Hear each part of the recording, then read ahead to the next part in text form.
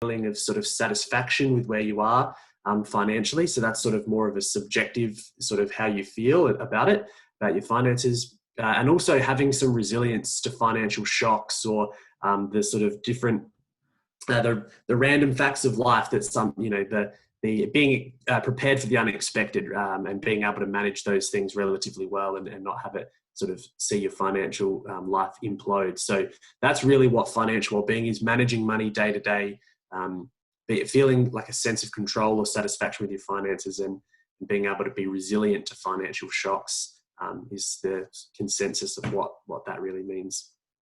Yeah, what you say there about it's broad. It is very broad, isn't it? Because finances can mean, financial comfort, security can mean a lot of different things to a lot of different people, can it? I suppose often when when you ask how much is enough, most people would probably say a little bit more, Yeah, regardless totally. of how much they have. And some people can be happy with a little bit, and others can manage a lot well. Mm. And sometimes even if we have a lot, doesn't necessarily mean we're going to manage it well or be happy with it, does it? Yeah, that's right. And so it's interesting, the feelings of contentment or control or satisfaction we have with our money really is that one of the aspects least correlated with income, in that whole picture of financial well-being. Income certainly helps us manage our money day to day, manage cash flow. It certainly helps us to be more resilient, but actually amount of money isn't necessarily that strongly correlated with our sense of feeling of satisfaction or control necessarily. There's a lot more sort of our psychological factors, the way we think, and our outlook on life, our beliefs, our values, that has much more to do with that. Yeah. Well, you sent me a bunch of information, which I thought was great. It was really interesting stuff to look through, and I'd love to, kind of talk through some of that today. Mm. I know one of the things, the areas of the stuff you sent me was financial well-being, and it consists of objective and subjective components, which I thought was really interesting, because when we think of money, I mean, most of us probably, at least initially, think of just numbers and very, I don't know, subjective things maybe, or maybe objective is what I mean. But maybe we could talk through those a little bit, those objective components of financial well-being and what they mean, to all of us. Yeah, absolutely. I mean, those objective things are that the stuff that helps us, that you see, the things that feel most tangible, I think, is income level, and that sort of stuff.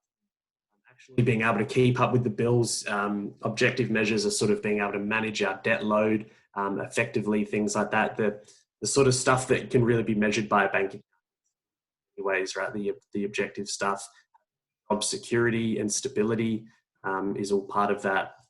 I mean, it's broad, but basically it's the actual hard numbers of it all really is the objective stuff. It's been what people have looked at when they've thought of financial well-being mostly in the past. If we can just raise people's objective standard of living, if we can, we can put more money in people's pockets, and whether that be by trickle down economics or government support or whatever side of that sort of thing. If we can lift people's objective standards, then they'll be okay. But what we know is they're not necessarily related to each other. There's a whole side of it that's totally subjective. But I mean, we can't ignore the objective stuff, right? Like more money in people's bank accounts means better access to food, housing, education, all these sorts of things that we know do lift people's standard of living and welfare and well-being. But it's just, it just misses something. There's something missing in the objective stuff that's hard to pin down.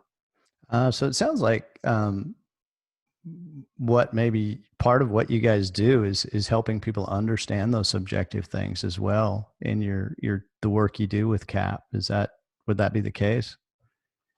Yeah, absolutely. I think when we take people through courses or do some mentoring with people, we really like to start with helping people understand their money story.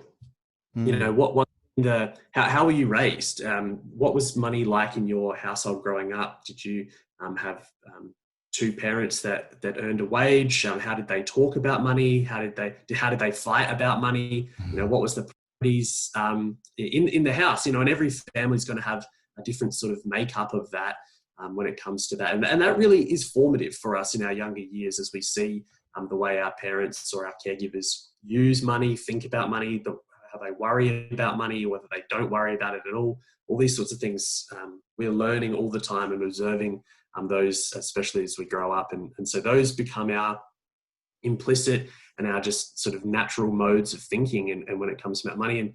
And sometimes those things we can just follow in our parents' footsteps or our caregivers' footsteps almost automatically. Or sometimes we might just try to do exactly the opposite. We sort of saw how our parents use money and thought, no way, I don't want to do it like that. So it can be a pendulum effect and swing totally the other way. And so it's good to just be aware of that stuff and be aware of the sort of, our implicit ways of thinking, not just about money then, but then actually also about sort of our worldview. Do we believe the world is a good, consistent, safe place that we can trust and we can, navigate safely? Or do we believe the world is a dangerous, unpredictable place that, why worry too much about the future when I just need to sort of get through the day sort of thing? And when people have grown up in different circumstances, they're everywhere on that spectrum. And so our beliefs and internal attitudes and values have a huge part to play in that.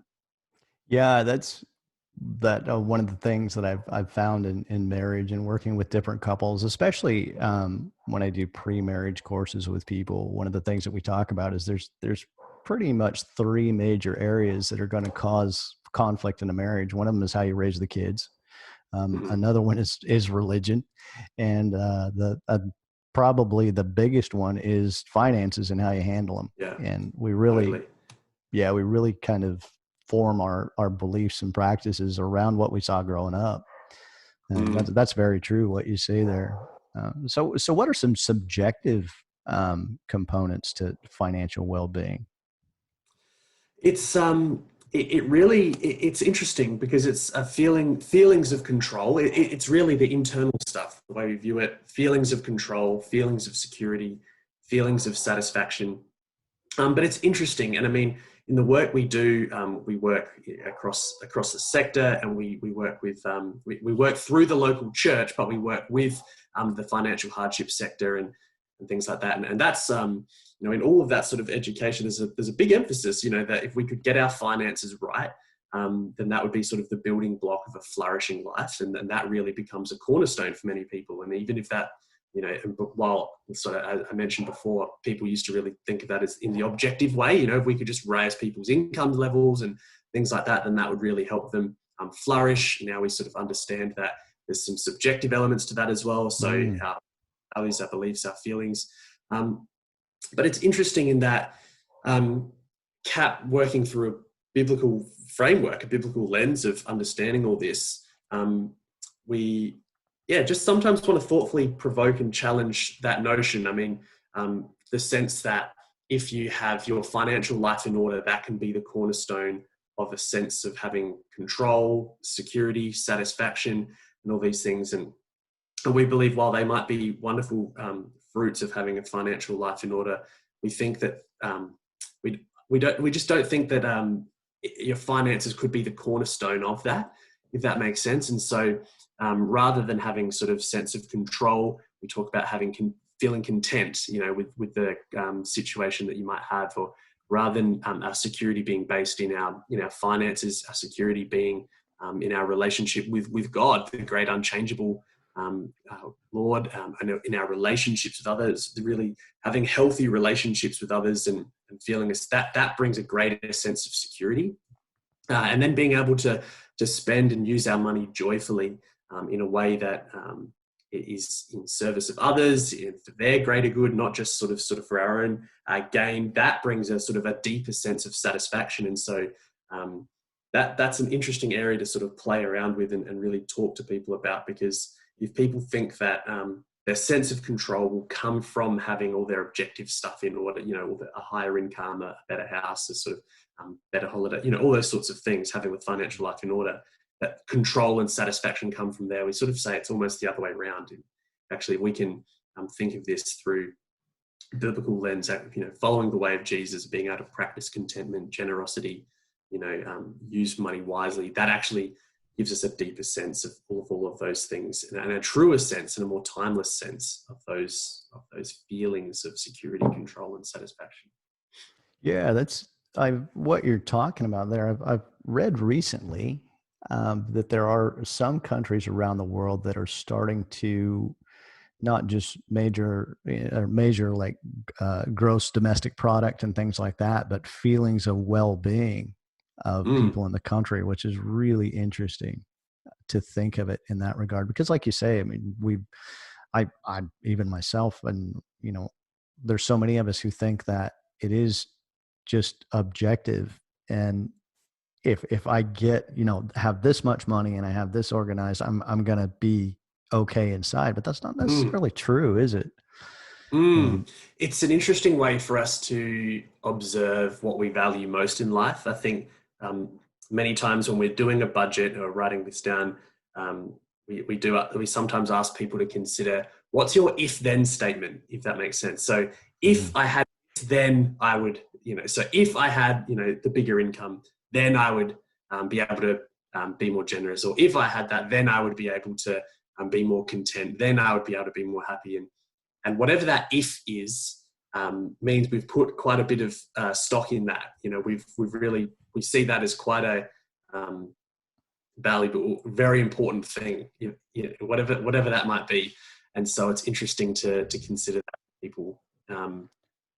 That if then statement, if I could, if I could finally just write a budget or finally be out of debt, then I would be able to be happy, essentially, and whatever that is. And interesting that you mentioned that governments are, around the world measuring things, more subjective measures of well-being than just sort of gross domestic product.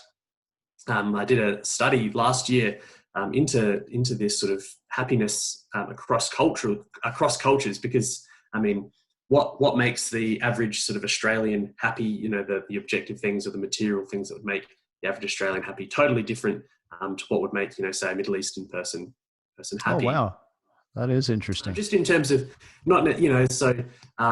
like for example in oh man, I'm going to forget the specific country, but a Central African country, they didn't have a specific word for happiness. Their word for happiness related to just amount of cows someone owned, all right? The amount of livestock owned. That was the direct correlation between a person. That was how they communicated their state of well-being, their state of happiness, which, is totally irrelevant to the average Australian living in, a city. I don't have any cows, but I'm still a relatively happy person, right? So what is it, what the common denominator is between these two people? And it's it's actually expectation management, or aspiration management. So if you have aspirations or expectations that life will be a certain way for me, and my reality is down here, then my sort of happiness is that far away.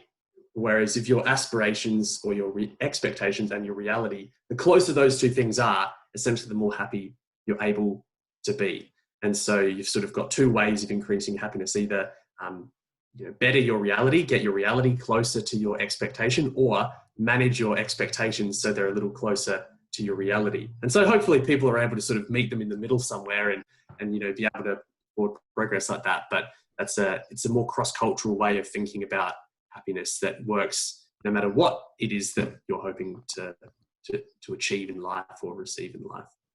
Yeah, that's cool. I love that if-then statement. That's a great statement. I'm going to have to work that into some sermons somewhere. That's a great statement, because it really does. When I think about that, I'm like, okay, if this, then that. I'm like, okay, yeah, that shows me what's really important to me. That shows me what really matters.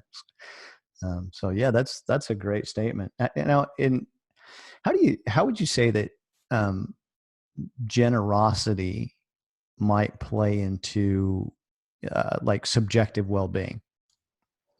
Yeah. I mean, it's becoming more and more well known that the more generous people are, the happier ones. It feels good. There's a science behind, generosity. It feels good to give.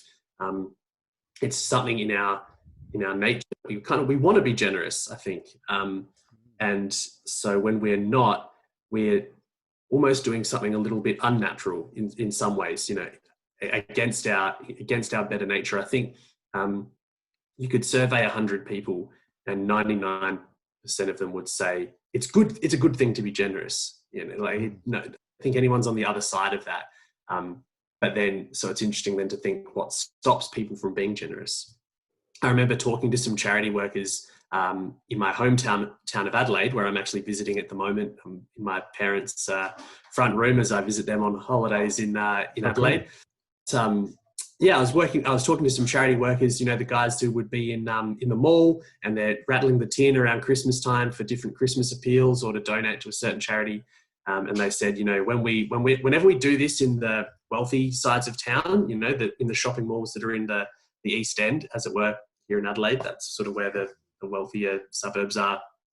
We make way less money than if we go up north to what is typically the sort of lower socioeconomic areas. And in those suburbs, we make heaps, collect so much more money. And so why is that? So that is just such an interesting, why the difference there. And it tends to be true that greater incomes don't necessarily equal greater generosity, especially as a proportion to income necessarily. So it's interesting. So why I think people all believe it's a good thing to give. It's we should, societies thrive and flourish when people are generous. But actually, when it comes, maybe that's a good thing for someone else to do, or yeah, sometimes, yeah, maybe, or getting to if I had this, then I would be able to be more generous, maybe. But so that I think it's just an interesting point to consider why people are generous. Yeah, that's really interesting about the socioeconomic neighborhoods and how they tend to make more money in the ones that aren't maybe as wealthy as others. You wouldn't naturally assume that, but it's interesting that it works like that. Yeah, I don't know. It's just my kind of own reasoning it out, but I think sometimes when we're generous, we kind of show ourselves that we do have enough and we have more than we need, and we kind of break that control when because I always joke around that your money doesn't do anything you don't tell it to. It's not like it hops out of your wallet, walks down the street and causes trouble or anything. But when we are generous, we kind of show our money that we're in control of it and it's not in control of us. That's kind of my thinking on generosity, and it's such a good thing. And obviously the Bible is very big on that, and generosity and benevolence and all of that kind of stuff.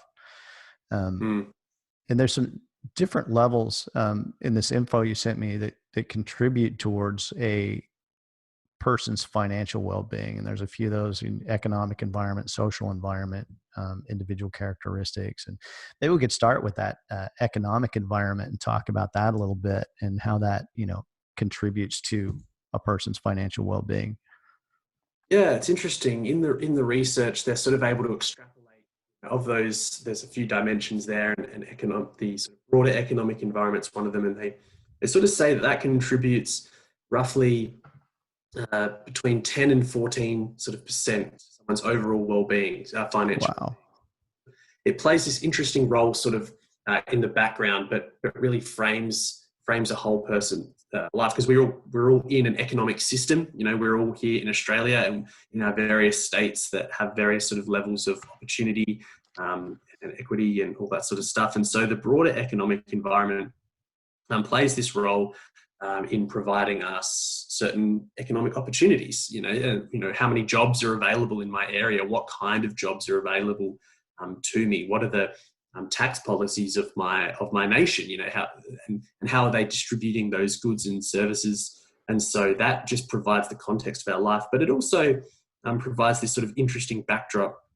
I mean, one of the most fascinating things about the coronavirus pandemic, for example, that certainly has had an effect on the broader economic environment of people's lives. That's certainly a big picture issue, and created a great deal of fear and uncertainty. And so people are reporting sort of lower well-being overall, in this time. But interestingly, the net income of Australians rose during the pandemic, and actually many businesses thrived.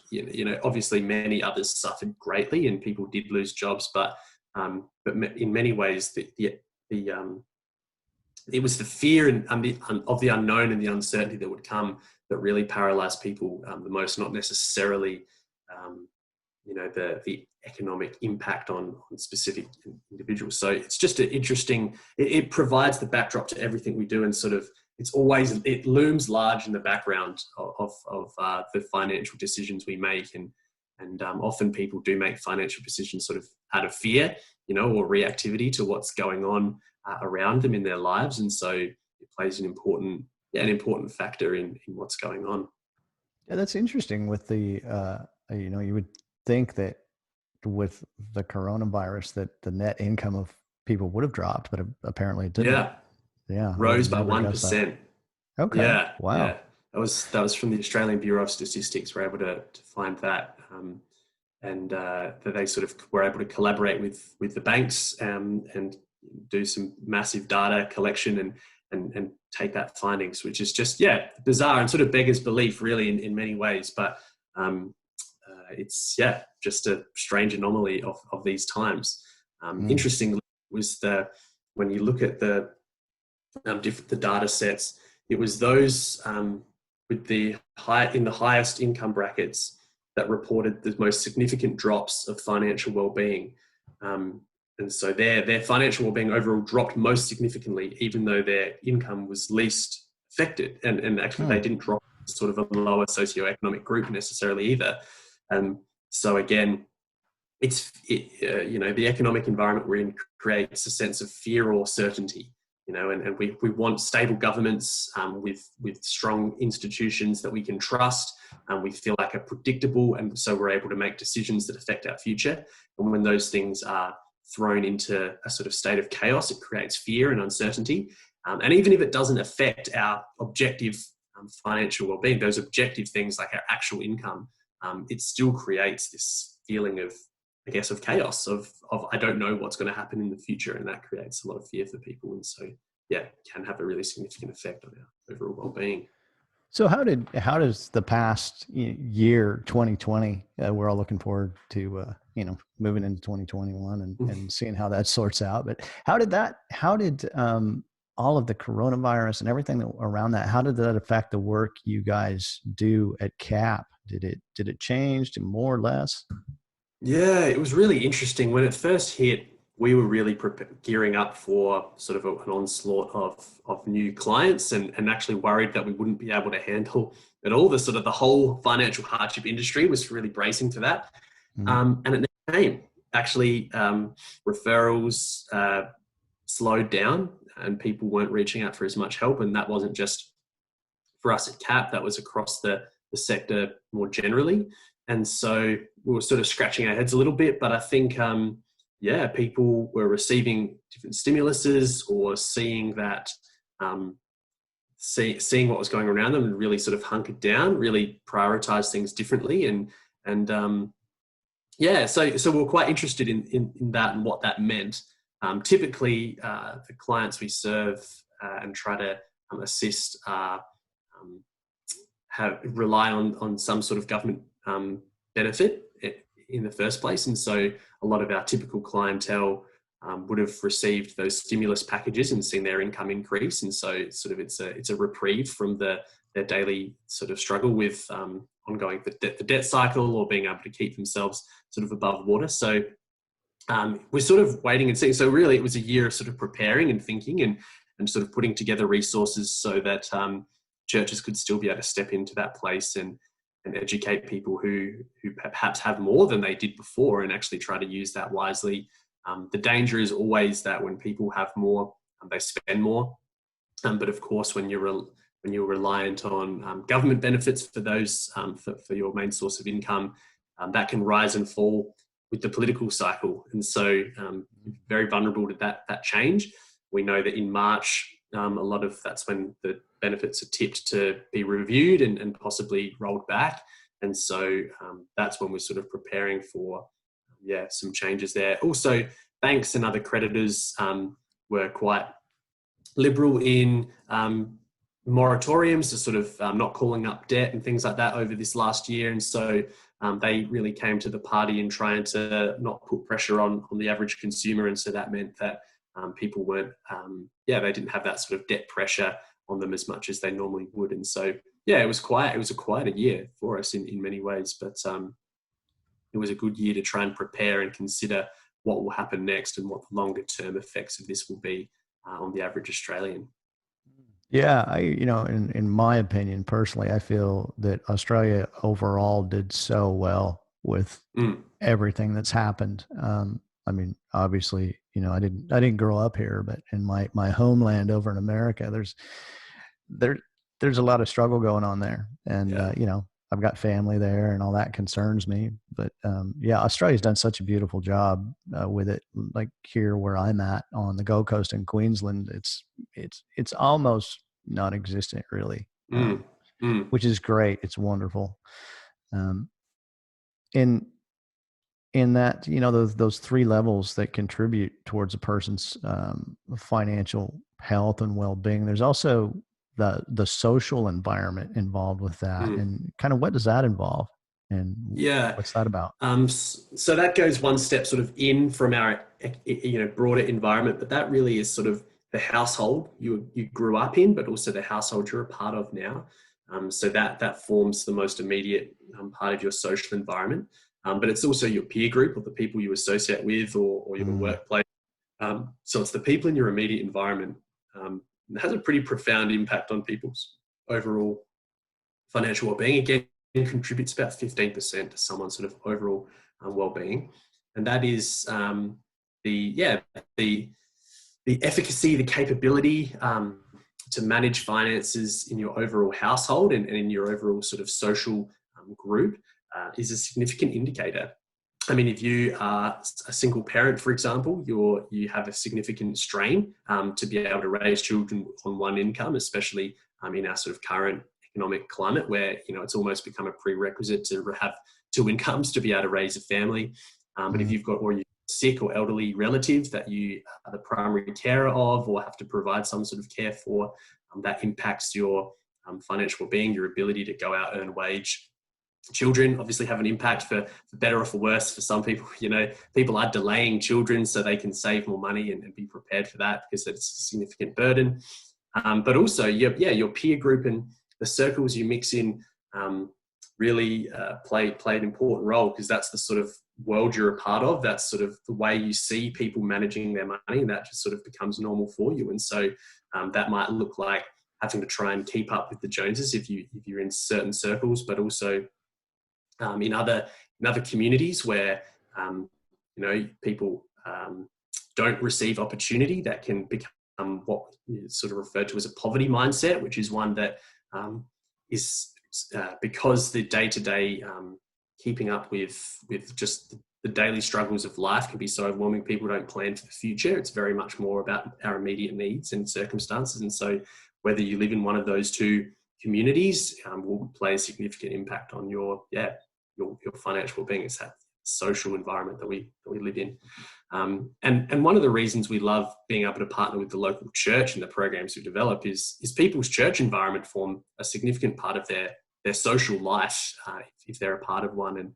And it's even secular research says how much of a positive impact being part of a church community or a group like that has on someone's overall well-being. Just having positive people in your life that are for you, that are living by a shared set of values, norms, and beliefs, and able to encourage you to especially if churches having healthy conversations about money, to be able to encourage one another and speak openly about these things. And so that's a significant part of that. Yeah, for sure. That's interesting that those different areas and levels that play into that. It's almost like the objective and subjective. We just kind of, I know I do personally, I tend to think about numbers. And there's also individual characteristics that play into someone's financial health and well-being as well. What are some of those individual things? Yeah. So the knowledge and skills someone has, this is the typical domain of what was financial literacy. And while that's still certainly a part of it, it's kind of gone out of vogue a little, I guess, as we've broadened our understanding of what's important. It used to be that if we could teach someone, about financial systems, then they would be okay. They'd be able to set themselves up. But actually, knowledge about how finances work is one thing, but actually, so that's certainly part of the individual characteristics of someone. The more if you understand superannuation, or you understand insurance products and how to use them, if you understand how to use internet banking and things like that, you have some more knowledge and you have some skills in your tool belt,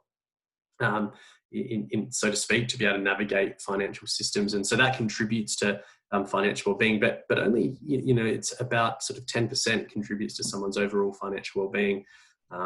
What's much more significant is someone's psychological factors. So again, these, as we talked about before, but these are the individual characteristics of the way someone views the world, what they believe about themselves, what they believe about money, and what it should be used for. These sorts of inner values and beliefs, and the way they feel about money is a significant factor in people's financial well-being. But by and large, the most important thing that contributes to a person's overall well-being is our individual behaviors, actually what we do with our money. We might live in a particular economic environment surrounded with certain family members and friends that use their money in a particular way, which shapes us and informs all these things. It might inform how much we know about money because of what our parents taught us, or might inform how we think and feel about money because of our childhood experiences. But absolutely overwhelmingly, the biggest factor in our financial lives that plays the most important role is actually what we do. Funnily enough, our behavior is the most significant indicator of whether we have financial well-being or not. And so, it's all well and good to know about the share market and how to grow wealth or how to, earn more money. But if we don't actually put all those things into practice, or if we don't just keep a simple budget, if we don't spend less money than we earn, simple things like that, we will experience poor financial well-being. If we overuse credit products to sort of live our day-to-day lives, we can become really vulnerable financially to different changes and shocks. If we overspend or all these sorts of things. So actually, what we do with our money is overwhelmingly the most important factor in financial well-being. Yeah, that does make sense. So there's a lot of different pieces of the puzzle there, isn't there? There's subjective, objective, economic environment, social environment, and then our personal behaviors too. There's so much involved with that and to think about.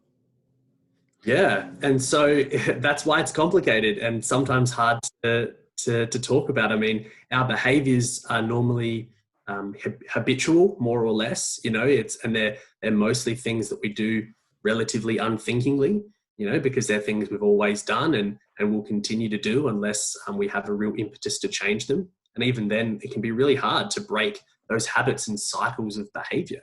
Like this, a silly example is just the morning coffee, how much we spend on morning coffee, but that becomes that's a habit of behavior that's ingrained, that morning run, that morning coffee run, or just the way we manage and spend our money. We might know that we don't want to spend money on Friday nights out, but then Friday night comes around and that's what we just do every Friday night. And so we go out, we go to the shops, we go out with our friends, or we have some takeout or whatever. We might know we wanted to save that money, but if we haven't got any alternatives, or if we don't have any other sort of behaviors to replace that, we'll just do what we've always done, essentially.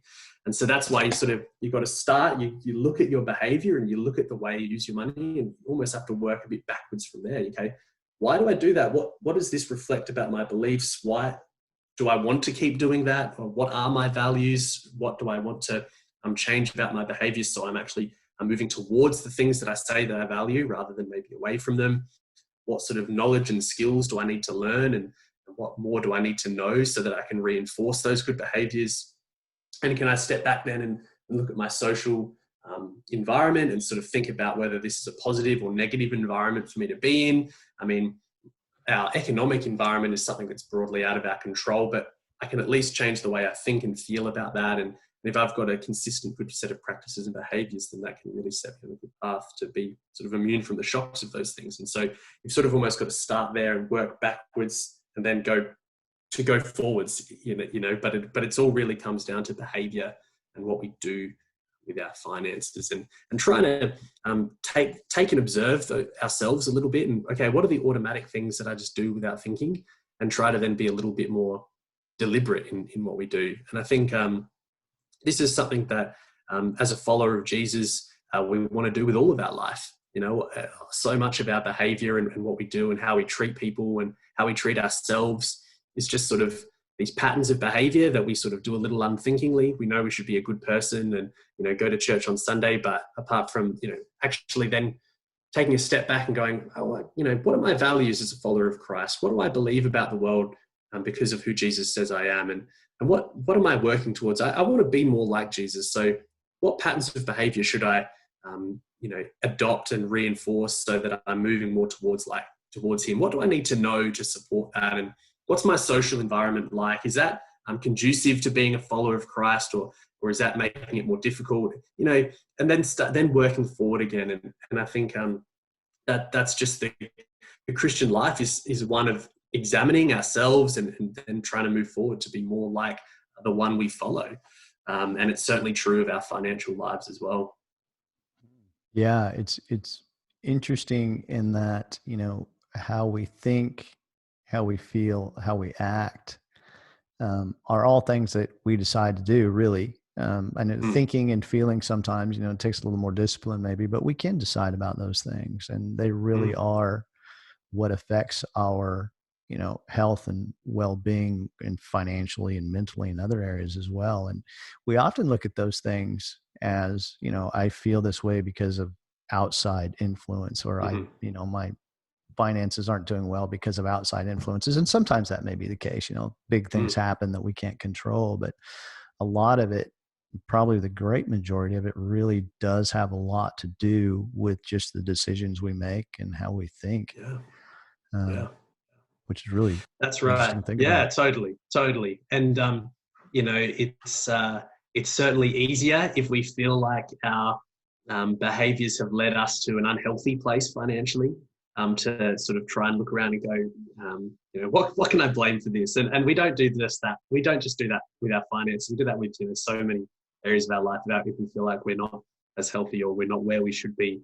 It's a lot easier to finger point. And again, as you say, those are valid things. It's valid to consider what are the external influences here. But I think the message of hope that is in the scriptures is to say, we are not ships out at sea, that just to be buffeted around by the waves, but actually we can be given a new heart with new desires and affections, and we can renew our minds and actually, and conform to the way of Jesus, which is a way of life, and actually we're not as aimless, or it's a message of hope, that actually, and it's a message not just I need to, pull myself up by my bootstraps and change myself to better myself, but actually through the power of the Holy Spirit, at the foot of the cross, I can come and say, Jesus, change me, transform me, lead me, guide me, and he gives us the power to do so. That's a huge factor. That's true freedom. Yeah. Huge factor there, having that help. It is almost like there's so many things that we might want to change in our life. And sometimes I think we can almost have the mentality of, it'd be nice if I could just take a pill and it would fix all this, but it really does take some discipline and some help. And especially for, as a Christian, we definitely have that big advantage of having the help of the Holy Spirit working in us, and which is huge, especially when it comes to just, I suppose the psychological aspects of things and how we feel about things and how we view them. When somebody comes to you, in regards to let's just say if I were somebody who was like, okay, I'm in trouble, and I come to you, where do we start? What do we do there? Yeah, I mean, we want to start first by just hearing that person and just listening to their story. As I said, there's so many factors at play, and often financial hardship and financial stress is sort of the tip of the iceberg of a deeper set of different issues, and often financial distress is triggered by another adverse life event. And so oftentimes, especially with people in unmanageable debt, maybe they had a debt burden that they felt was manageable for some time. Their credit cards were sort of maxed out, but they could always maybe just keep up the repayments, or their mortgage was kind of maybe a little beyond them, but they were able to kind of keep up with that.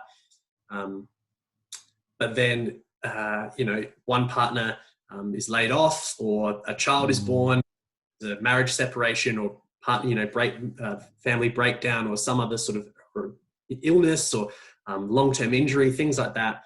And all of a sudden, what felt like manageable debt just becomes unmanageable, in a day, and can really quickly spiral. And that's one end of it. Other times it's people who have been in long-term poverty and have been relying on payday lenders and really high interest loans and things like that just to get by, and have finally come to the absolute breaking point of that. And so there's always so many other things to go on. And so our mentors, we just want to listen. So first we just start, hey, tell me your story, your money story, but also just where you're at. In that, we'll be able to identify just a bit more of what does this person need. It's not just about telling people, oh, well, you should be budgeting better, and that'll solve all your problems. No, let's hear this person. And sometimes that means referring them to other professional services while staying involved. Sometimes that just means being a good listening ear and a prayerful friend to a person, and just helping them slowly start that journey. And so then we'll just want to teach some people some good formative practices. We want to teach them how to build a budget. This can be sometimes, this is often the biggest barrier for people. It's the most painful part, but it's the most important step is actually, okay, let's organize your financial life somewhat. Let's write a budget. And sometimes people freak out about that word, what a budget is. But really, we just think of a budget as being everything you earn and everything you spend on a piece of paper. All the incoming and all the outgoing. Let's just get that down and figure out where your money's going, because often that just feels like it's so beyond people. Most people don't know where their money's going, truthfully. And this is a good process because it helps people organize their world a little bit and actually sort of see, okay, where is everything in my life? And so this can just be a little bit of a cathartic process of putting everything down. It can sometimes be a little painful because a budget in some ways is really seeing yourself on a piece of paper. You're seeing the things that you value. You're saying that, that's how much of a dollar value I give to that particular thing in my life, whatever that might be. And so then we can really ask people, okay, this budget doesn't balance, or is this budget really what where you want to be? And we help people say, okay, what are your values? What are your priorities? We work with Christians and non-Christians alike, and we share a bit of the story of Jesus with people and share his values, the kingdom values of contentment, generosity, joy, wisdom, these sorts of things. But we want to help people where they're at. And so, hey, where's your life going? Where do you want your life to be going? And let's see if we can work this budget to actually fit that. And so it's a little bit of identity work. It's actually saying, okay, do I really value all that stuff that's in this budget? And let's just start making some changes there. First, in theory, okay, let's make the changes on the piece of paper, and then with that mentor, let's put some of this stuff into practice slowly but surely. Just change some of the ways I spend my money. We help people organize their banking system, so with a few different accounts, just to help them manage things and put money in its different accounts to sort of help people spend it wisely. And then just walk them on the journey. If they've got debt arrangements or things like that, we want to help them put those hardship arrangements in place, encourage them to call their debtors and creditors so that they can speak to them. Creditors can be scary, but they're a lot friendlier if you call them first, right? So we try to encourage people just to do that, take that step, and put those plans in place so they can slowly move forward. And often when we bring some order to the financial life, it gives someone a sense of, okay, like we can do this, and then actually we can start to work on some of those underlying issues as well, whether that be through other church resources, maybe the church has a counselling centre or other pastoral care ministries, or by referring them out to other agencies in the community, other counsellors or psychologists, things like that. that can help them on that journey. All the while, just sort of being a good friend, to that person, inviting them into the church community, the life of it. We like to think of it as sort of walking side by side. We don't want the church to be seen as this sort of gatekeeper, this font of all wisdom that, helps all these poor people out, because they need our help, our good Christian help. But actually just like, hey, we're two broken people walking alongside each other with the love of Jesus. And hey, here's some practical things you can do, but really it's about the person. So that was a bit of a long answer, but yeah, it really just starts with the individual and what they're doing, where they're at that time, and trying to slowly but surely put some order in place. Yeah, that sounds great. That sounds so good.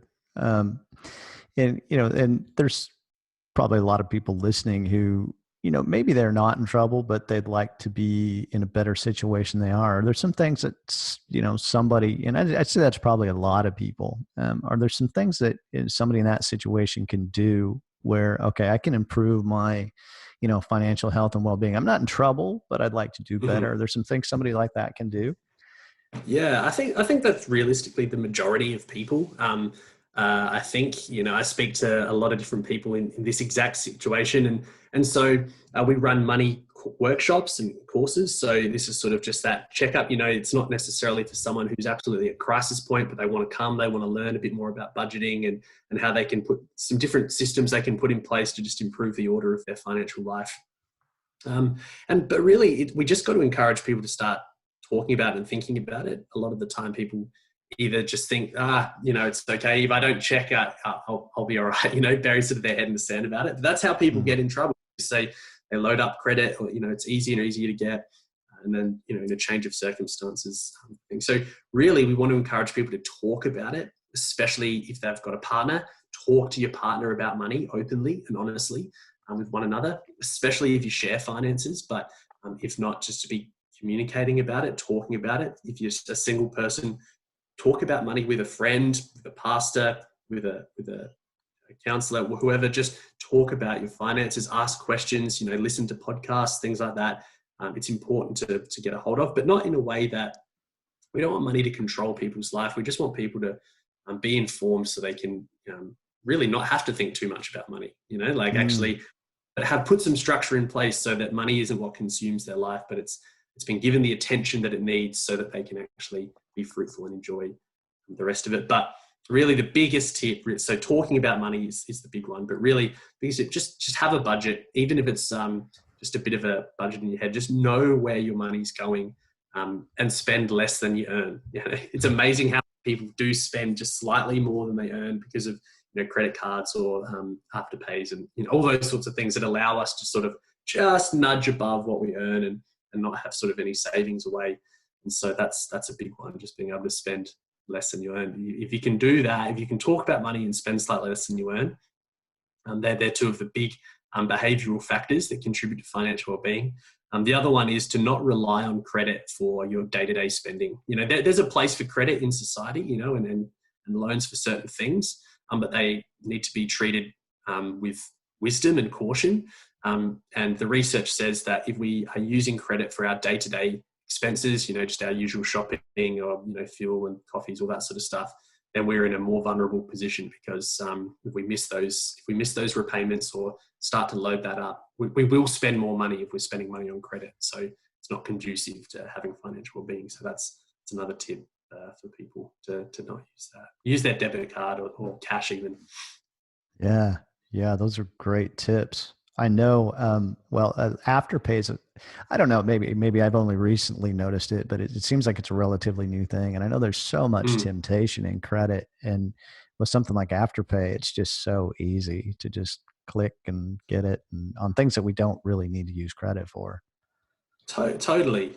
And it's all about the sort of marketing gurus out there will say it's all about removing friction from the transaction. So making it as seamless and as smooth as possible. So they're trying to actually remove any point of a consumer having to stop and think about a purchase. So the less thinking you need to do, if you can, at the click of a button, see and get, then that's all the better for companies who make money off people making, more quick decisions because we don't, stop and think and slow down. And I think it's a good practice financially, but also just a good habit for a follower of Jesus to sometimes slow down and think, what are, my values. And that's why it's good to actually have a set of values, actually thinking, what value in life? What do I want in life?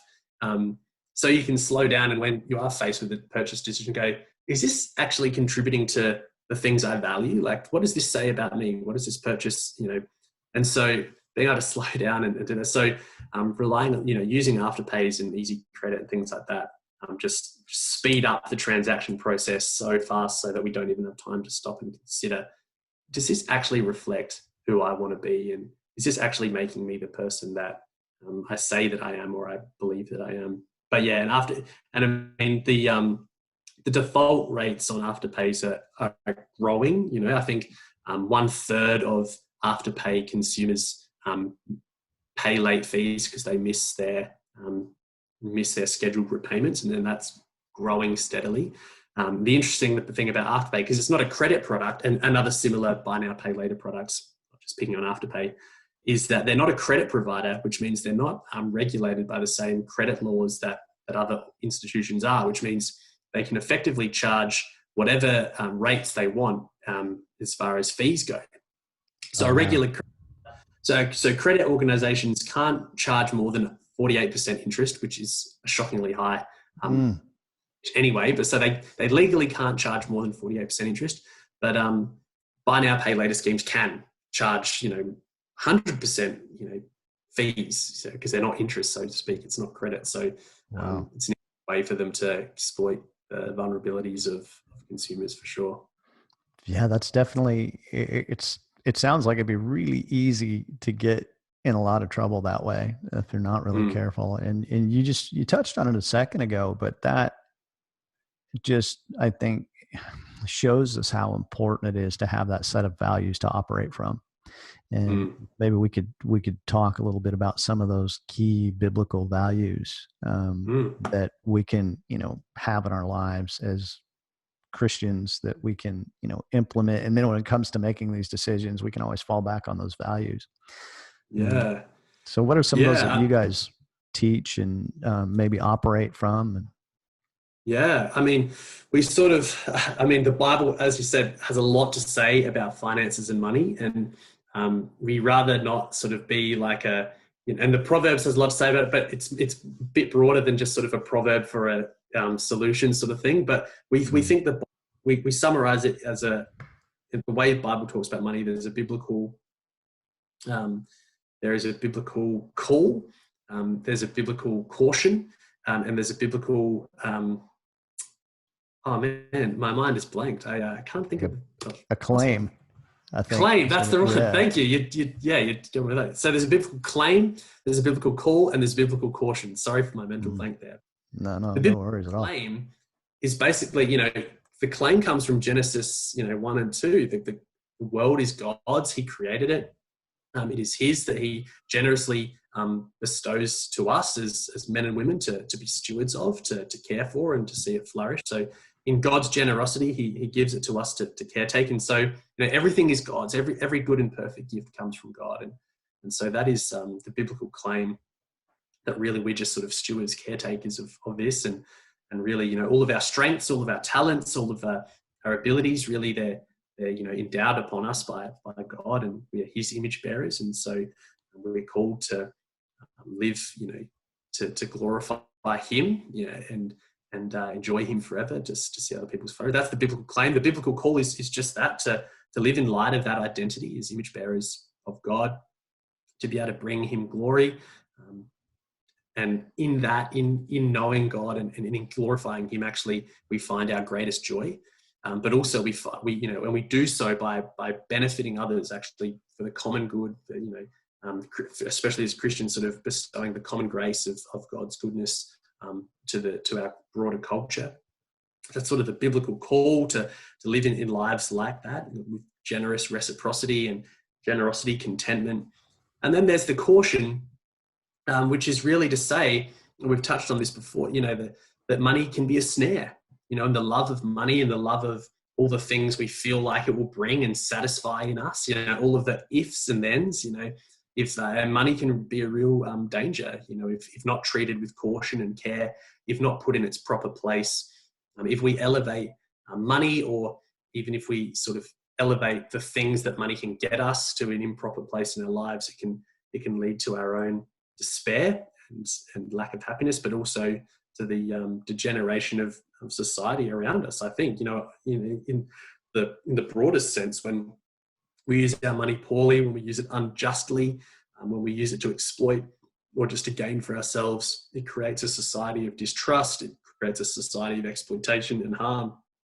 And so they're the sort of the 3 C's, the biblical claim, call, and caution, that we like to talk about. And we think they sort of fit into each sort of area of financial well-being, really, and sort of speak into it in a different way. Yeah, that's a really helpful way to think of it. Claim, call, and caution. It's easy to remember too. And if we can integrate those things into our life and remember those, especially when we're working in the area of financial health and well-being, and we can fall back on those biblical principles, I think it's really helpful to be able to do that, which I guess leads us into the concept of being a good steward, with what belongs to God. Yeah, and I think that's it's just about putting money in its right place, and understanding our identity as his image bearers, as the ones that have been given the mandate over creation to rule over it and subdue it, and rule over it, not as harsh rulers, but as good caretakers, and so that requires wisdom. To be a good steward requires an understanding of how money works, of how society could flourish, and of the principles of the kingdom. So we do need to know. We need to sort of assess sort of what it is we believe, and make sure that's in line with that, and then actually consider our behaviour, consider our actions, and actually practice a way. The language like formative practices, actually practice a way that's conducive to not just our own sort of individual flourishing, our individual sort of our mini kingdoms, like not just so that we can have, healthy financial lives ourselves. I think the healthiest financial life is one that is continually outward focused and thinking. It's not just about me or even just me and my family, but how do we contribute to our church community, our broader community, and think about how we're actually stewarding that. And I mean, not just in the way we give money, that's often sometimes where churches will major when we talk about money. Churches major on giving money generously. Mm-hmm. Absolutely a huge part of it. But I mean, just the way we spend our money even is building a certain type of world, and is stewarding wealth in a certain type of way. The types of things we buy reflect it's almost like a little, you can buy shares in a company that you value because you see that as a good and profitable thing and a good investment for yourself, or you can spend money at that company, and both of those things promote it.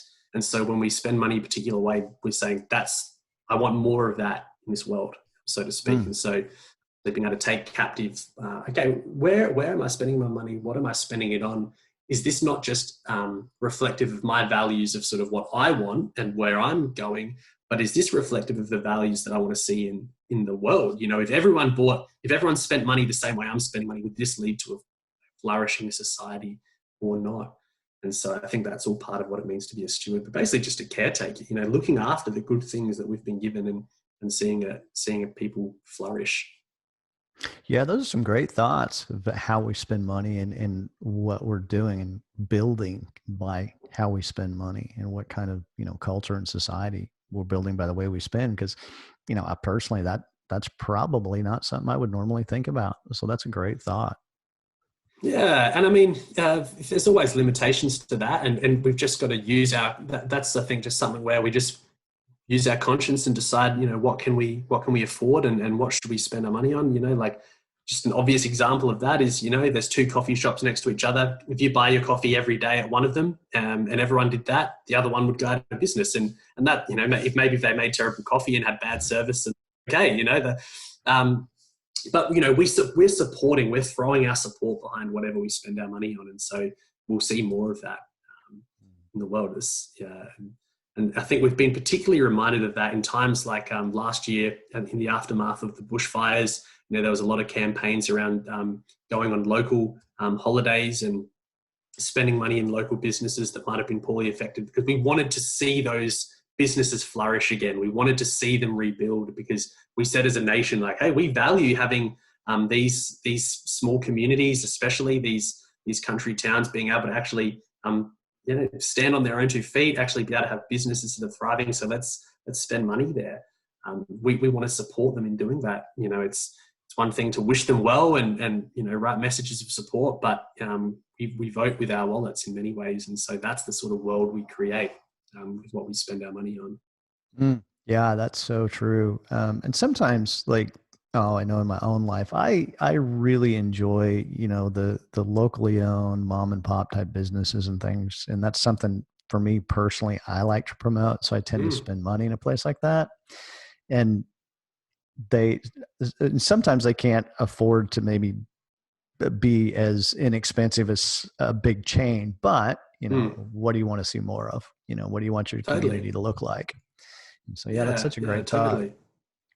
Yeah, totally. And I mean, that's different for people in different income levels as well. And that's why we think it's just something it's just worth considering. There are some people who would say, I would never buy I remember when there was this sort of milk wars, and the milk was being reduced all the time, but people were saying how bad this is for farmers and things like that, because milk's $2. And so a lot of people decided to buy more expensive milk because that sent more money farmers' way.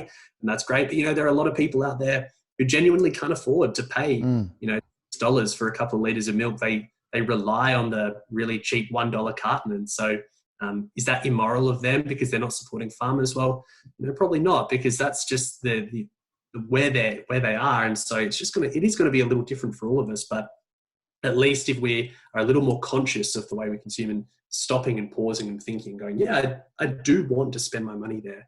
This is a good thing. I think that's the win. That's what we call followers of Jesus. Yeah, for sure. Nobody should ever feel guilty for needing what they or doing what they need to do, for sure. Yeah, I definitely agree with that.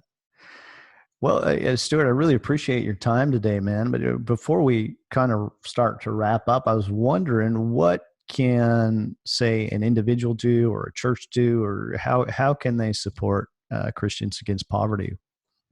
Yeah, well, I mean, it's all at our website, capaust.org. The ways you can support the charity is by you can sign up to our newsletter and hear about what we're doing. We love sharing the news of the churches right across Australia that are partnered with us and that network, and just sort of celebrating those things. So you can get involved by hearing those stories.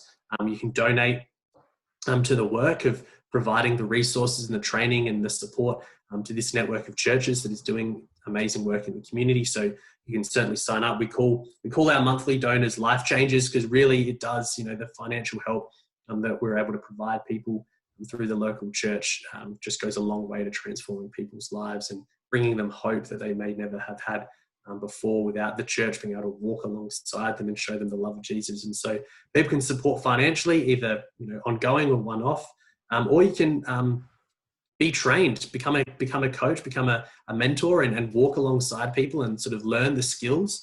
Often it's a really rewarding journey for coaches themselves. So they sort of themselves relearn a little bit, what is a biblical way to manage my money, and how can I support people in my community? So if you're a Christian involved in some sort of work in the community, and there are people out there that are struggling financially, or even just people in your community that would rather not talk about money or think they're going okay, but could always use a tune-up. By all means, get trained to learn what we do and see if you can apply that in your context. And so you can do that on our website as well. Make an inquiry to become trained by us. Oh, cool. So it's almost like a kind of an extension in local churches of what you guys do. That's pretty awesome. I like that. Yeah.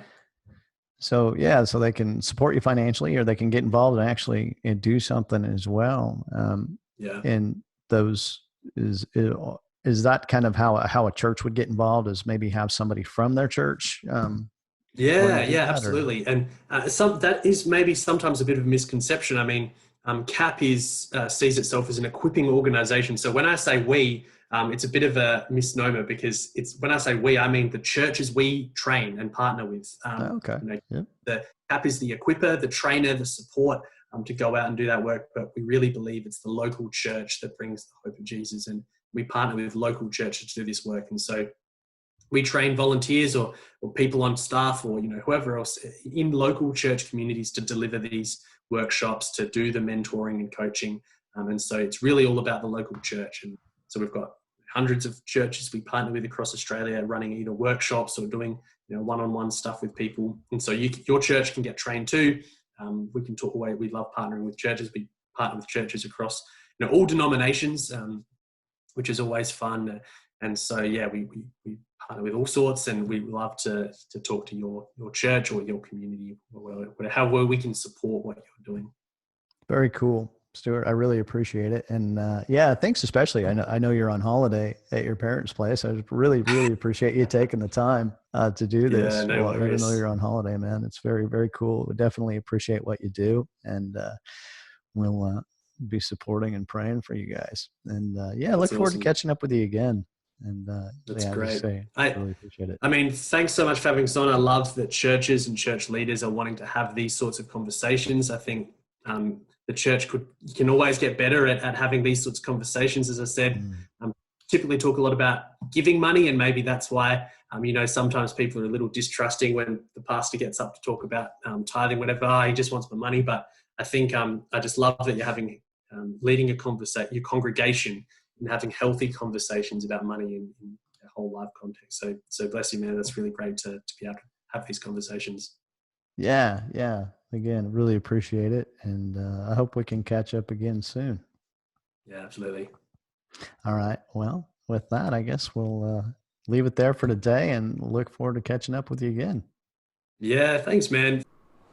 Thanks so much for listening in today. You can find out more at hinterlandbaptist.com. Follow us on Instagram and Facebook. A special thanks goes out to our team of volunteers who makes this podcast possible. I hope you found it helpful, and I will be praying for your health and well-being. Have a great day.